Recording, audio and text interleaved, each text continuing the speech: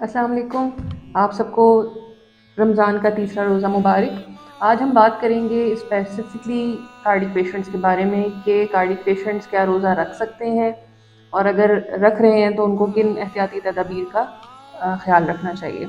तो सबसे पहले लास्ट वीडियो में भी मैंने बताया था कि हम डिवाइड कर देते हैं पेशेंट्स को उनकी सीवियरिटी के ऊपर कि कुछ ऐसे पेशेंट्स हैं जो कि स्टेबल एंजाइना के पेशेंट हैं जिनको जो कि अपनी हेल्दी लाइफ स्टाइल को जो है वो कंटिन्यू कर पा रहे हैं, अपनी डेली की रूटीन जो है उसको प्रॉपर तरीके से कंटिन्यू कर पा रहे हैं, उनको चलने फिरने पे अपनी रोज़मर्रा की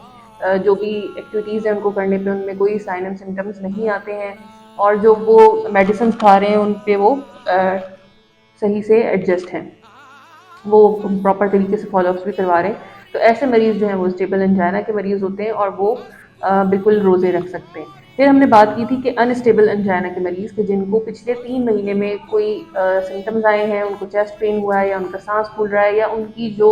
दवा की मिकदार थी उसको डॉक्टर ने पिछले 3 महीने के अंदर उनकी अलामात को देखते हुए बढ़ाया है, तो ऐसे पेशेंट्स को चाहिए कि वो रोज़ा रखने से पहले अपने मुअल्लिज से ज़रूर मशवरा कर लें।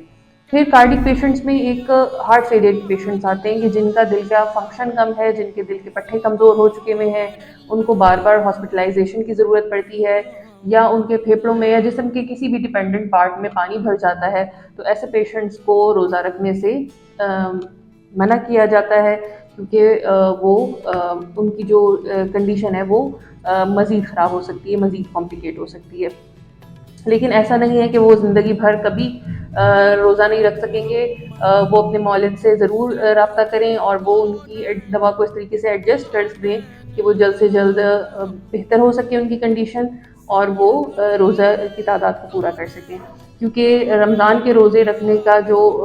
को छोड़ देने का जो नुकसान है वो आप पूरी ज़िंदगी भी रोज़ा रखते रहें तो वो पूरा नहीं होगा। रमज़ान के रोज़ों की बहुत ज़्यादा बरकतें, इसलिए जो डॉक्टर है उसका भी एम ये होता है कि जल्द से जल्द आपको इस कंडीशन में, इस स्टेबिलिटी में ले आएँ कि आप अपने रोज़े कंटिन्यू कर सकें। फिर आ जाते हैं कॉर्नरी आर्टरी डिजीज़ के पेशेंट्स, जिनको आम अल्फाज में हम कहते हैं कि जिनकी दिल की शरियानें बंद हैं, उनको हार्ट अटैक हो चुका हुआ है, लेकिन रीसेंट हार्ट अटैक नहीं हुआ है, उनकी पहले कुछ अर्सा 3 महीने से पहले उनको कोई इवेंट गुजरा था, कोई उनकी एंजियोग्राफी एंजियोप्लास्टी हुई थी। तो ऐसे मरीज़ जो हैं वो अपने डॉक्टर से ज़रूर रब्ता कर लें और अगर वो उनको एग्ज़ामिन करने के बाद अलाउ करते हैं तो वो भी रोज़ा रख सकते हैं। फिर आते हैं पेस मेकर जिनके लगा हुआ है या कोई भी और डिवाइस लगी हुई है, आईसीडी लगी हुई है या सीआरटी लगी हुई है, तो ऐसे मरीज़ जिनको दिल की बैटरी लगी हुई है वो भी अपने रोज़ा रखने से पहले अपने मौलिद से रब्ता करें। वो उनकी उस टाइम की कंडीशन को देख के उनको अलाउ करेंगे या फिर उनकी मेडिसिन को इस तरीके से एडजस्ट करेंगे कि वो जल्द से जल्द रोज़ा रखने के काबिल हो सकें। फिर कुछ ऐसे पेशेंट्स हैं कि जिनको बिल्कुल कॉन्ट्राइंडिकेटेड है, बिल्कुल मना है फ़िलहाल रोज़ा रखना जब तक कि उनकी सूरत हाल बेहतर नहीं हो जाती है। तो वो ऐसे मरीज़ हैं कि जिनको अभी रिसेंटली हार्ट अटैक हुआ है या उनकी जो है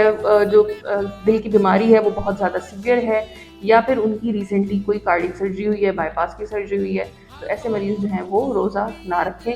अब बात कर लेते हैं दवा की एडजस्टमेंट के ऊपर। स्पेसिफिकली जो हार्ट फेलियर के पेशेंट्स हैं उनको हम डायरेटिक्स देते हैं, पेशाब आवर्त अद्वियात देते हैं। यूजुअली ये हम सुबह के वक्त देते हैं, लेकिन रमज़ान की रूटीन को देखते हुए क्योंकि उसके बाद आपने सहरी के बाद पानी नहीं पीना होता है, इसलिए हम उसको एडजस्ट कर देते हैं शाम के टाइम पे।